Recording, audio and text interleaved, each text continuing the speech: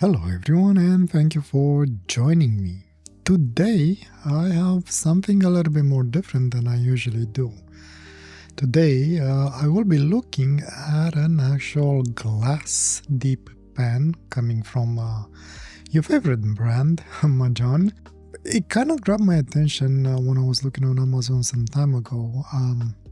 It's not the first time I'm using a glass dip pen. It's just that I was intrigued by the idea that they had. So basically what they were showing is the holder, the glass dip nib, and the three additional actual regular nibs that were included with the set.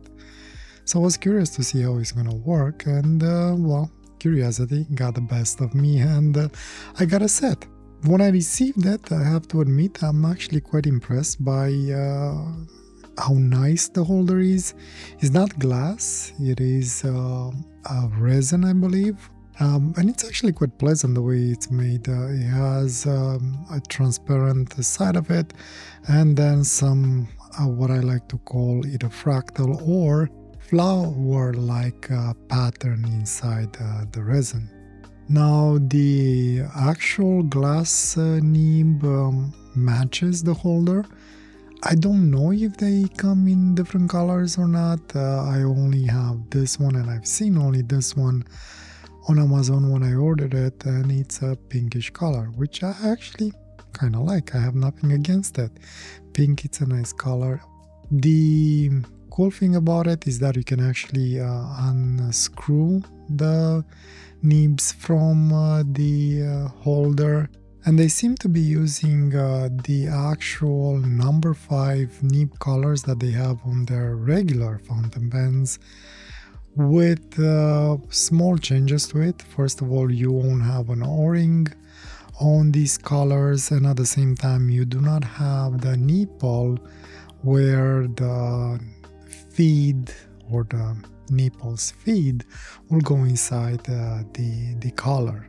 As such, unfortunately, when I tried this, you can't use the normal nib and feed collar for these pens, and you can't actually just put a feed inside of those collars because it is filled in with plastic. So if you do want to use the regular nibs with a feed in this holder, you'll actually have to chop off the end of the collar and the end of the feed, which in theory you wouldn't need it, but I don't know if you want to sacrifice a perfectly working feed and collar just to use it with a holder. However, if you do enjoy using holders like this, a proper nib and feed will work better than what they've included in this package. I tried to use just the nib as is, but unfortunately, because these nibs, the way they're designed, they're just to be used with actual feeds in order for proper flow of the ink, and unfortunately without a feed, and I tried them at least on this set that I have, it doesn't really work as intended. I have to press pretty hard in order to get a nice consistent line, otherwise the ink just doesn't flow properly. And not to mention, it feels really weird to use a regular nib without a feed. I might do a sacrifice at a later time, and maybe I'll come back and do another drawing with this and actually use a proper feed and nib setup just to see how it works. But so far, the only thing that I liked about the set is just the glass nib. Now, it's not the first time I'm using a deep glass nib. Usually I don't do an actual complete drawing or even writing. I usually just did in the past some basically random patterns as borders or fillers that I will be using, but never actually tried a complete drawing. And this is one of the things that I wanted to try for a while, and this gave me the opportunity to make this video. The other thing that gave me a chance to is to use one of the inks that I have around, and I never get to use them because they are not fountain pen safe, and they are more dedicated for things like this, either a glass nib or regular deep nibs that you would use. As such, for today, for my delight, I am actually using the Winsor and Newton ink, specifically the 957 Cobalt. Again, this is not ink that it's safe for fountain pens, so I would strongly suggest to not use it in your fountain pen, and especially if you decide to actually use a regular setup with nib and feed on this holder. Keep in mind that this can clog up your nib and feed. This specific ink, actually, believe it or not, it's fairly easy to clean, at least from the glass nib, as I was drawing with it when I was taking a break for 5 to 10 minutes, and I believe I took maybe like 2 or 3 breaks during the drawing. The ink will actually dry on the glass nib, but running it under the tap water cleaned it up very nicely and very quickly. Oh, quick word on the glass nib. As any other deep pen nibs, try and don't touch it with your fingers, because oils will get on your nib and will actually impede the proper flow of the ink through those channels that you have. Before getting into the drawing, when I was doing the writing sample, I have to admit, I liked it.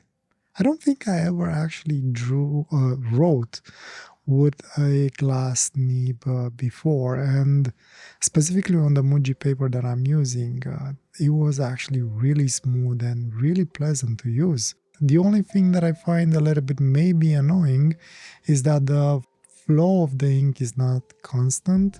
Right after you dip it, you'll have more ink on the page, but as the ink depletes on the nib, it will get a little bit drier. I guess one of the things that you could do is to, well, dip it more often, but with that you only get basically a wet nib. It's kind of hard to find that perfect medium what is between very wet and very dry and is just perfect. So I guess this is kind of a characteristic of these type of nibs, and you kind of have to work with them and learn how to work with them.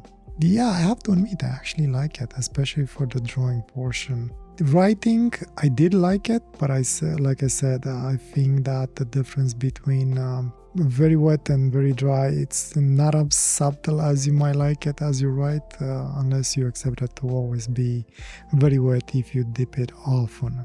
The other interesting characteristic of this is you can't actually do quick movements because the flow of the ink doesn't keep up with your hand. As you've seen when I was doing the quick lines in the writing sample, it actually skipped completely, like it refused to to write. I guess it will be suited more for calligraphy work, where you basically slow down a little bit more to make sure you make your letters as perfect as possible. The other cool characteristic, especially for these glass tip nibs, is the fact that you have multiple channels where the ink flows, and it will bring it to the point of your nib. So if you have situations where you feel like it starts to dry out, all you have to do is just turn it slightly in order to align with a different channel, and then you get a little bit more ink flow. As such, writing with it actually takes a while until you need to dip it again, and drawing as well.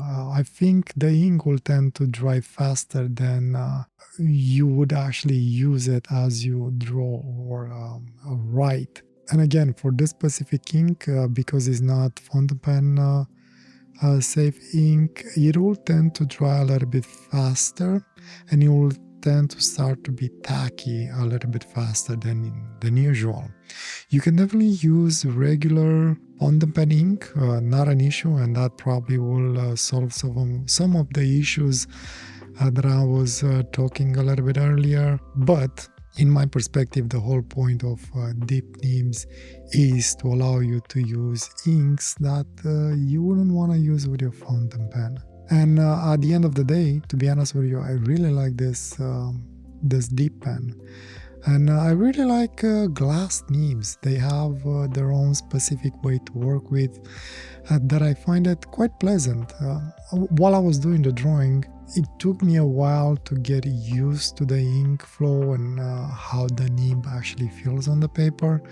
So I don't consider myself a master in it, but I definitely see the benefit of it and the pleasure of using one.